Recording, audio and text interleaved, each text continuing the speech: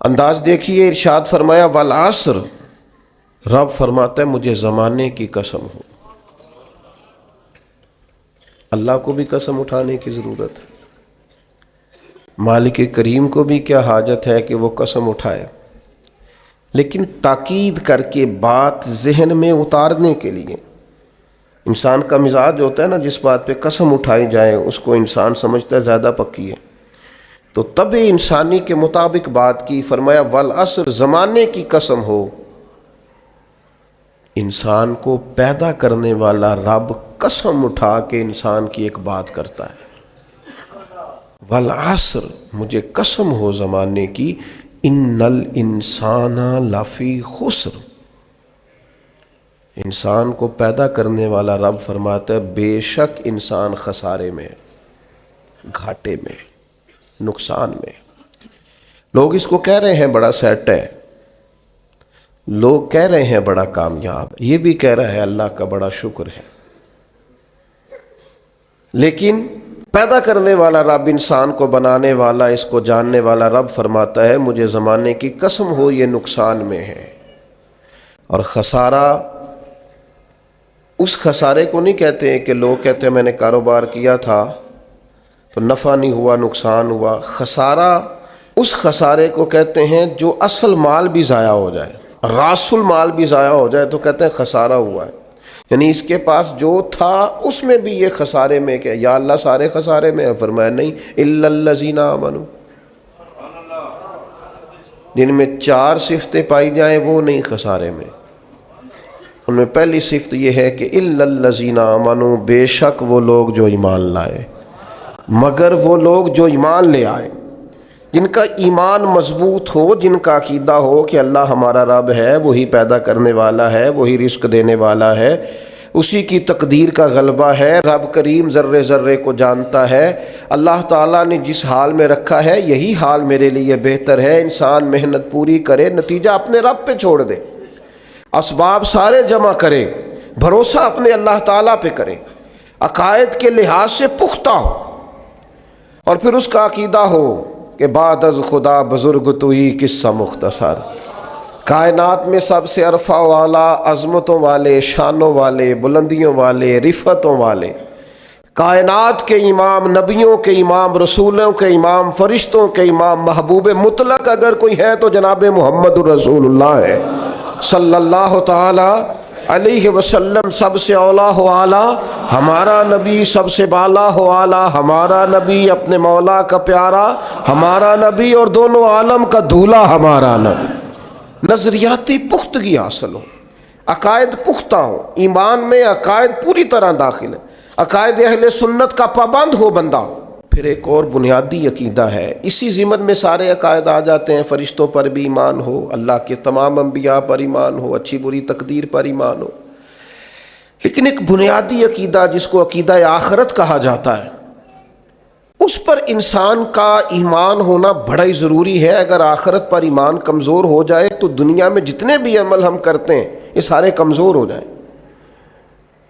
یہ جو لوگ ڈپریشن میں، ٹینشن میں، انزائٹی میں چلے جاتے ہیں اور ایک بات بار بار کرتے ہیں کہ میرے ہی ساتھ ایسا کیوں ہوتا ہے،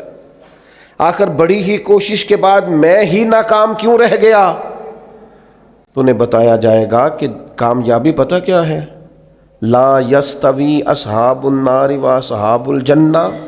اصحاب الجنت هم الفائزون، جنتی اور جہنمی برابر نہیں ہیں، کامیاب وہ ہیں جنہیں اللہ تعالیٰ نے اصحاب جنت بنایا ہے۔ جو جنتی ہیں وہ کامیاب ہیں، جس کو اپنی آخرت کے تعلق سے اللہ تعالیٰ نے فکر سلیم دی ہے، راہ ہدایت دی ہے، اعمال حسنہ پر استقامت دی، اور وہ سمجھتا ہے کہ میں محنت اپنی آخرت کو ٹھیک کرنے کے لیے کر رہا ہوں، جد و جہد میری اپنی قبر کے لیے، حشر کے لیے، آخرت کے لیے۔ آخرت پر جس بندے کی توجہ ہے وہ بندہ کامیاب ہے۔ اس لیے دنیا میں اگر دنیاوی طور پر کوئی ناکامی آ بھی جائے تو کوئی اتنی بڑی ناکامی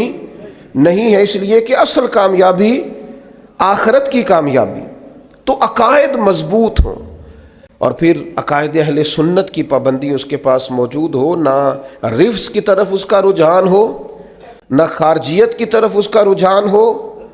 اس کے نظریات ستھرے ہوں، اجلے ہوں، خوبصورت ہوں، وہ رسول پاک کی ذات گرامی کی پوری غلامی کرنے والا وہ شخص، تو اس کے نظریات اعلیٰ ہوں۔ تو فرمایا کہ انسان خسارے میں ہے الا الذین آمنوا، مگر وہ لوگ جو ایمان لائے، وعملوا الصالحات، اور جنہوں نے نیک اعمال کیا۔ اور یہاں بات ختم نہیں ہوئی، دو صفتیں اور بھی پیدا کریں۔ یہ دو باتیں ان کی اپنی ذات تک تھیں، آمنوا وعملوا الصالحات، یہ دو باتیں ان کے اپنے لیے تھیں۔ اب وہ سوسائٹی کو کیا دیں؟ دو کام معاشرے کے لیے بھی کریں، وتواصوا بالحق، حق بات کی نصیحت کریں وہ معاشرے میں، خیر کی بات کی نصیحت کریں، وائرل باتیں نہ کریں کہ آج کل یہ موضوع چل رہا ہے تو ذرا میں اس پر بولوں گا تو کچھ ویوز میرے بھی بڑھ جائیں گے، وائرل باتیں نہیں کریں۔ وتواصوا بالحق، وہ حق بات کی نصیحت کریں،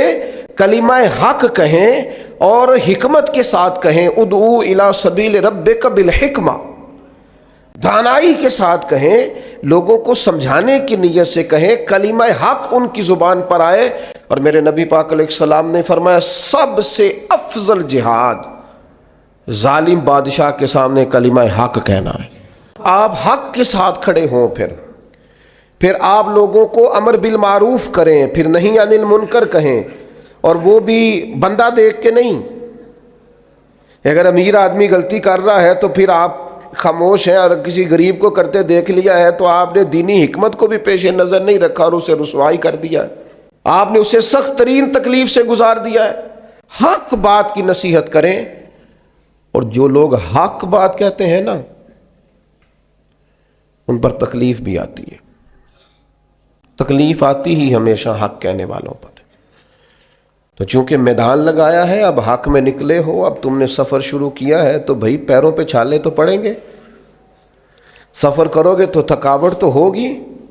کوئی رستہ طے کرو گے تو گرد تو پڑے گی،